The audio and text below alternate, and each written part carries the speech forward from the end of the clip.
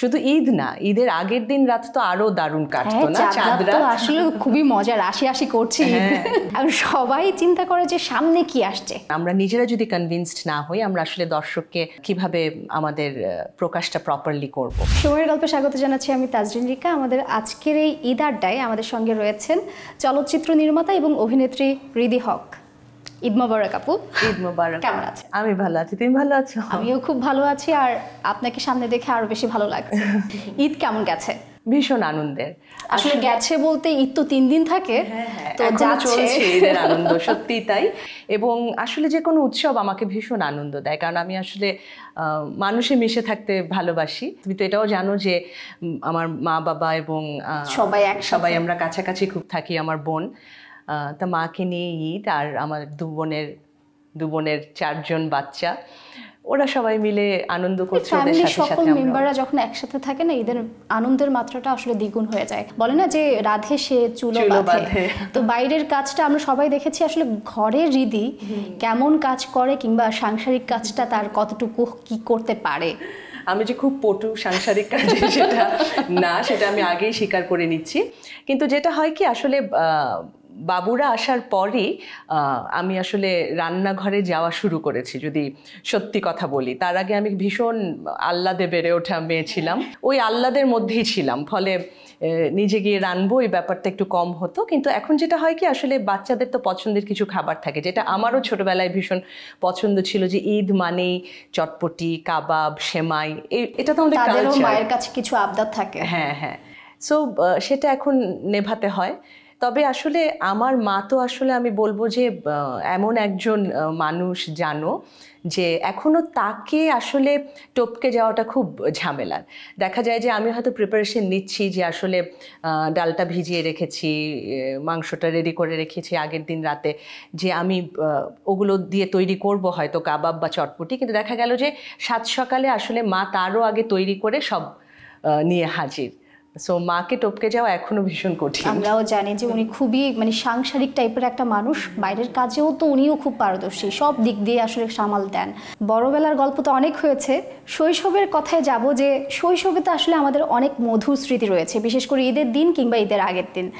এই স্মৃতিটা যদি আমাদের সাথে একটু শেয়ার করা যেত। ভীষণ মিস করি, জানো। আমার আসলে শৈশব কৈশোর, আমার জন্মই তো আসলে বুয়েট কোয়ার্টারে। বাবা যেহেতু বুয়েটের প্রফেসর ছিলেন, তা আমি যখন থেকে বুঝতে শিখেছি, আমি বুয়েটের সেই বিশাল সবুজ মাঠ, রেড ব্রিকের সেই বিল্ডিংগুলো, সেখানেই বেড়ে ওঠে, এবং সেখানে অনেক বন্ধু ছিল।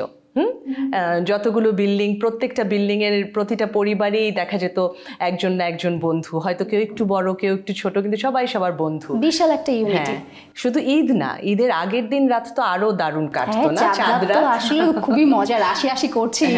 ভীষণ। একদম সন্ধ্যাবেলায় এমনিতে কি হতো, যে বিকেলে আমরা খেলতে নামতাম, সন্ধ্যার আজান মানেই আমাদের বাড়ি ফিরতে হবে, কিন্তু চাঁদ রাতে তো সেই বাধ্যবাধকতা নেই, ভীষণ আনন্দ হতো। আর কালকে কি কি পড়বো, কোথায় কোথায় যাব, কার কাছ থেকে ঈদি উঠাবো, এই সব কিছুর প্ল্যান কিন্তু এই রাতে হয়ে যায়। সবচাইতে বড় যে জিনিসটা, সেটা হচ্ছে যে চাঁদ দেখার মুহূর্ত।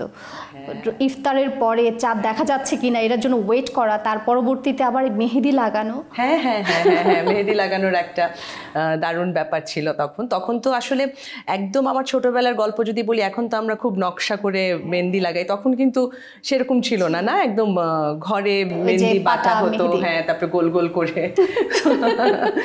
ওইটা তো খুব আনন্দ ছিল। ভীষণ আনন্দ ছিল। ঈদের গল্প তো হলো অনেক, এবার কাজের গল্পে একটু চলে যাই। যে আপনার নির্মিত যে চলচ্চিত্র 1971 সেসব দিন, এটা তো এখন পর্যন্ত এর আমেজ রয়ে গেছে, দেশকে ছাপিয়ে বিদেশেও। তো সব কিছু মিলিয়ে এই সিনেমা নিয়ে মানুষের মধ্যে যে আমেজ, দেখে কেমন লাগছে? আসলে তুমিও তো গেছো অনেকবার রিপোর্ট করতে হলে, তুমি নিজেই দেখেছো যে এটা আসলে একটা ভীষণ পাওয়া। দর্শকরা মানুষের আবেগের জায়গা থেকেও আমি দেখার চেষ্টা করেছি, আনন্দ, এত গভীর বেদনা, তীব্র উত্তেজনা নিয়ে আসলে গ্রহণ করেছে চলচ্চিত্রটি।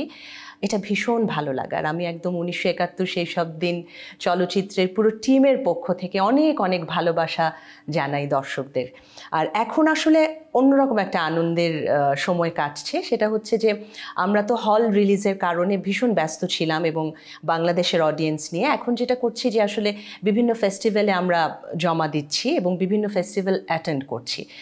আসলে এই তো আমরা লাস্ট উইকে এই মান্থের আমরা লন্ডন বেঙ্গলি ফিল্ম ফেস্টিভ্যালে আমাদের চলচ্চিত্রের প্রদর্শনী হবে এবং আমাকে ডিরেক্টর সহ আমাদের টিমের কয়েকজনকে ইনভাইট করেছে, আমরা সেখানে অ্যাটেন্ড করব। তো বাইরের অডিয়েন্সের রিয়াকশনগুলো কেমন? ভীষণ ভীষণ মানে আনন্দ দেয়। আমাদের রিয়াকশন কিন্তু একই রকম, তবে আমাদের বাড়তি পাওয়া দেশের বাইরে সেটা হচ্ছে যে বিভিন্ন দেশের মানুষ তো আসলে চলচ্চিত্রটা দেখছে, যেটা আমাদের ভীষণ চাওয়াও ছিল যে আসলে বাঙালি অডিয়েন্স ছাপিয়েও আমরা যেন ভিন্ন ভাষাভাষীর মানুষের কাছেও আমাদের চলচ্চিত্রটা নিয়ে পৌঁছাতে পারি। খুব রিসেন্ট আপনি তো বেশ কয়েকটি অ্যাওয়ার্ডও পেয়েছেন। হ্যাঁ, আমি লাস্ট দুটো আসলে গত মাসে যেটা হলো যে আমি ওটা আসলে মঞ্চ নাটকের জন্য, তুমি তো জানো আমি থিয়েটারেও ভীষণভাবে ইনভলভড। হ্যাঁ, সো স্বপ্নদল সবসময় এটা নারী দিবসে এই অ্যাওয়ার্ডটা দিয়ে থাকে এবং আমার আনন্দের বিষয় ছিল যেটা আমার আগে আমাদের গুরুরা, আমাদের সেই অসাধারণ নাট্যজন ফেরদৌসী মজুমদার, লাকি ইনাম, রোকেয়া রফিক বেবি, শিমুল ইউসুফ, ওনারা এই অ্যাওয়ার্ড পেয়েছেন। তা এখন এসে হয়তো আমাদের প্রজন্ম থেকে আমার পাওয়াটা, এটা আমার ভীষণ ভালো লাগার একটা অনুভূতি। এছাড়া বিমান বাহিনী থেকে একটা অ্যাওয়ার্ড পেলাম, সেটাও ভীষণ ভালো লেগেছে। আর চলচ্চিত্র নিয়ে আসলে যেটা বলছিলে, সেই অ্যাওয়ার্ডগুলো আরও অন্যরকম আনন্দ দেয়। যেমন আমাদের সুইডিশ ফিল্ম ফেস্টিভ্যালে আমরা ফাইনাল রাউন্ডে উঠে গেছি, সো সেখানেও সুইডেনে আমাদের ফিল্মটা প্রদর্শিত হবে। আমরা ভারত থেকে, যেটা দিল্লি থেকে একটা, আওরঙ্গাবাদ থেকে, কলকাতা থেকে বেস্ট ফিচার ফিল্ম, আমরা 3টা অ্যাওয়ার্ড পেয়েছি 1971 সেই সব দিন। এই যে এত এত অ্যাওয়ার্ড, এত এত অর্জনের পাশাপাশি মানুষের কিন্তু এক্সপেকটেশন লেভেলটাও কিন্তু হৃদয় হকের কাছ থেকে এত বড় হয়ে গেছে।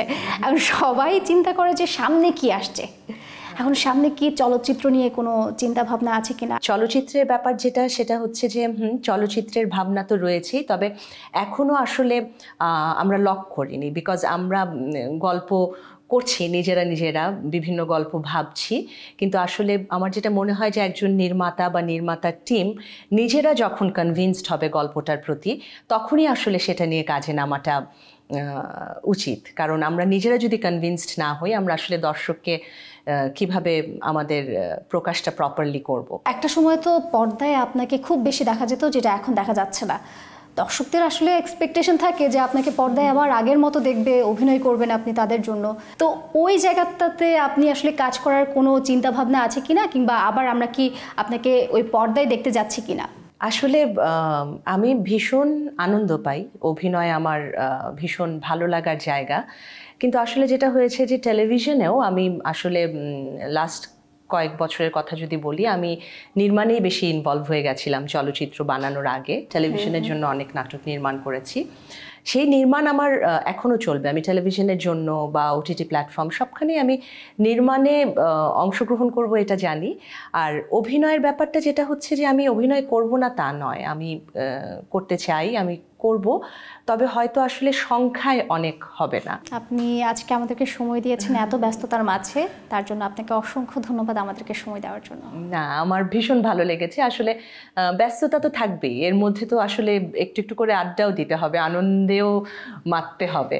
আর অনেক ভালোবাসা রিকা তোমাকে, সময় টিভিকে অনেক ধন্যবাদ। ঈদের শুভেচ্ছা, দর্শকদেরকে ঈদের শুভেচ্ছা, অনেক ভালোবাসা।